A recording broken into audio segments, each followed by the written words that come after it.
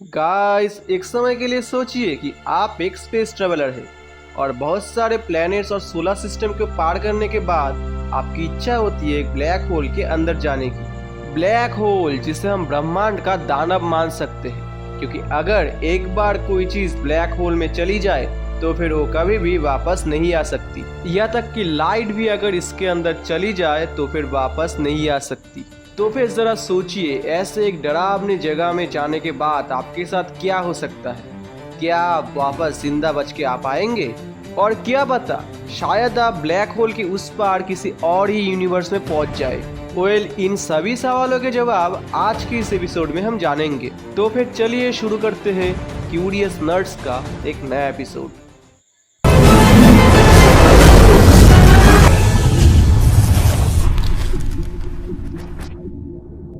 Black hole पूरे universe में सबसे ज्यादा खतरनाक और रहस्यमयी जगह है, क्योंकि इसके ग्रेविटेशनल फोर्स के कारण कोई भी चीज इससे बाहर नहीं आ सकती।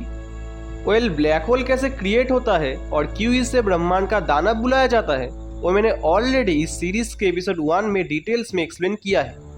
अगर आपने अभी तक वो वीडियो नहीं देखा तो फिर मैं आपको हाईली रिकमेंड करूंगा ऊपर के आई बटन में क्लिक करके उस वीडियो को देखने की। गाइस, जब भी आप एक ब्लैक होल में गिरने की डिसीजन लेंगे तो फिर ये बात ज़रूर ख्याल में रखिएगा, आप जिस ब्लैक होल में गिर रहे हैं वो एक सुपर मैसिव ब्लैक होल हो। नॉर्मली ब्लैक होल के साइज के अकॉर्डिंग ब्लैक होल को 3 टाइप्स में डिवाइड किया जाता है। सबसे छोटे वालों को स्मॉल ब्लैक होल, मिडिल वालों को स्टेलर ब्लैक होल और सबसे बड़े ब्लैक होलों को सुपर मैसिव ब्लैक होल बोला जाता है। मैं आपको क्यों ये सजेस्ट कर रहा हूँ कि आपको सुपर मैसिव ब्लैक होल में गिरना चाहिए, इसका जवाब मैं इस वीडियो में ही दे दूंगा। ब्लैक होल में जाने से पहले आपको ये जानना पड़ेगा कि ब्लैक होल ब्रह्मांड के कौन से छोर में रहते हैं। किसी भी गैलेक्सी के सेंटर में एक लूमिनस रीजियन रहता है जिसको हम कहते हैं क्वेज़र, और इस क्वेज़र के सेंटर में ही रहता है ब्रह्मांड का दानव ब्लैक होल। ब्लैक होल के चारों तरफ काफी सारे ऑब्जेक्ट गैसियस स्टेट में एक डिस्क की तरह घूमते रहते हैं और इस डिस्क को हम कहते हैं एक्सेलरेशन डिस्क। और इस डिस्क की टेम्परेचर कई बिलियंस डिग्री में होती है, जिसके चलते ये डिस्क हमेशा ही लूमिनस होती है, क्योंकि जैसा कि हम सभी जानते हैं कोई भी गर्म चीज अपने चारों तरफ रोशनी बिखेरती है। ब्लैक होल में जाने से पहले आपको और एक चीज की भी जानकारी होनी चाहिए। आप ब्लैक होल के अंदर तब तक नहीं जा सकते जब तक आप ब्लैक होल के इवेंट होराइजन को क्रॉस करते। इवेंट होराइजन यानी ब्लैक होल की बाउंड्री, जिसको क्रॉस करने के बाद वापस आने का कोई भी रास्ता नहीं है।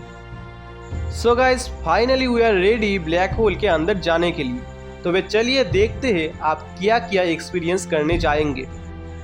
आप जैसे जैसे ब्लैक होल के अंदर जाएंगे वैसे वैसे ब्लैक होल के तीव्र ग्रेविटेशनल फोर्स के चलते आपकी स्पीड बढ़ती जाएगी, और आप जितना ब्लैक होल के करीब जाएंगे उतना आपके आँख की पॉइंट ऑफ व्यू कमती जाएगी, यानी कि आपको ज़्यादा अंधेरा दिखाई देगा और आप पहुंच जाएंगे फोटोन स्फीयर में। फोटोन स्फीयर ऐसी जगह है जहां पर लाइट ब्लैक होल के चक्कर लगाती है, जैसा कि धरती सूर्य के। इस टाइम पे आपके साथ काफ़ी एक इंटरेस्टिंग घटना घटेगी।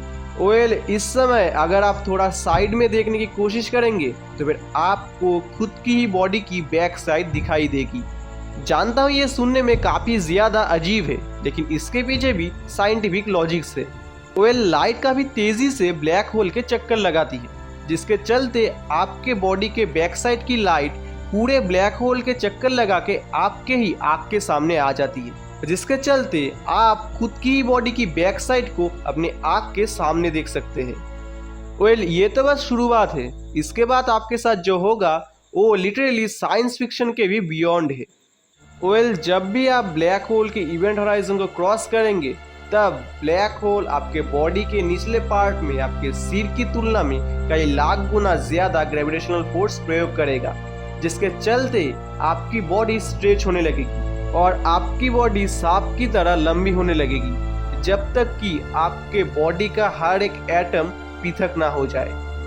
ऐसे फोर्स को साइंटिस्ट टाइडल फोर्स कहते हैं, और आपकी बॉडी का सांप की तरह ऐसे स्ट्रेच होने को साइंटिस्ट कहते हैं स्पिगिडिफिकेशन। यानी कि दूसरे शब्दों में इवेंट होराइजन से सिंगुलैरिटी यानी कि ब्लैक होल के एंड पॉइंट तक जाने से पहले ही आपकी मौत हो जाएगी। हालांकि यही दृश्य अगर बाहर से आपका कोई दोस्त देखता है तो उसके लिए ये सिनेरियो बिल्कुल ही अलग होगा। आपका दोस्त कभी भी आपको पूरी तरह से ब्लैक होल में गिरते हुए देखेगा ही नहीं। उल्टा उसकी नज़र में आप जितना ब्लैक होल के करीब जाओगे आपकी वेलोसिटी उतनी ही कम होती रहेगी, क्योंकि ब्लैक होल स्पेस टाइम को इतना ज़्यादा बेंड कर देता है कि ब्लैक होल के करीब टाइम स्लो हो जाता है। यानी कि आपका बिताया हुआ 1 मिनट आपके दोस्त के लिए कई साल के बराबर होगा।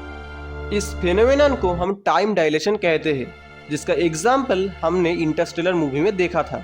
आपका दोस्त आपको धीरे धीरे लाल रंग का और फीके होते हुए देखेगा और अंत में आप उसकी नज़र से गायब हो जाएंगे। तो गाइस, अगर आप सोच रहे हैं आपकी कहानी यहीं पर खत्म हो जाएगी तो फिर आप थोड़ी सी गलती कर रहे हैं। क्योंकि अब भी आपके पास एक आखिरी चांस है ब्लैक होल के अंदर जाने की। वीडियो के शुरुआत में ही मैंने ये कहा था कि आप जिस ब्लैक होल में गिरने जा रहे हैं वो एक सुपरमैसिव ब्लैक होल होना चाहिए, क्योंकि according to scientist supermassive black hole में आपके बॉडी के स्ट्रेच होने के चांस कंपैरेटिवली कम है, क्योंकि सुपरमैसिव ब्लैक होल आपके सिर और पैर में लगभग इक्वल अमाउंट ऑफ फोर्स प्रयोग करता है, जिसके चलते इस ब्लैक होल में आपके स्पेगिडिफिकेशन होने का चांस काफी ज्यादा कम है। और क्या पता शायद आप जिंदा रहते हुए ही ब्लैक होल के सिंगुलरिटी में पहुंच जाए। लेकिन एक बार सिंगुलरिटी में पहुंचने के बाद क्या होगा? इसका आंसर अभी तक किसी को भी नहीं पता, क्योंकि साइंटिस्टों ने आज तक किसी भी प्रोब और सैटेलाइट को ब्लैक होल के अंदर भेज ही नहीं पाए। हालांकि अगर कुछ हाइपोथेसिस की माने तो ब्लैक होल में गिरने के बाद आपके साथ 2 ही चीज हो सकती है। पहला, आप खुद भी ब्लैक होल के एक पार्ट बन जाएंगे, या फिर दूसरा, आप ब्लैक होल के उस पार व्हाइट होल से किसी और यूनिवर्स में बाहर निकलेंगे। अब ये सवाल आता है कि ये व्हाइट होल क्या है?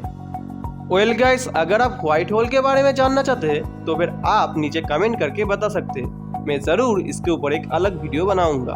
तो गाइस, अगर ये वीडियो आपको पसंद आए तो फिर इस वीडियो को लाइक और शेयर ज़रूर कीजिए। और अगर आपको ऐसे ही साइंटिफिक और मिस्टीरियस वीडियोस देखना पसंद है तो हमारे चैनल को सब्सक्राइब करके बेल आइकन को ऑन कर सकते हैं, क्योंकि मैक्सिमम लोग वीडियो देखने के बाद चैनल को सब्सक्राइब नहीं करते। इसलिए मैं आपसे रिक्वेस्ट करता हूँ, अगर आपको ऐसे वीडियोस देखना पसंद है तो इस चैनल को सब्सक्राइब कर लीजिए। तो गाइस, आज के इस वीडियो में इतना ही। मुलाकात होगी आप सभी से विज्ञान और रहस्य से जुड़ी हुई क्यूरियस नर्ड्स के एक नए एपिसोड में। तब तक के लिए जय हिंद, वंदे मातरम।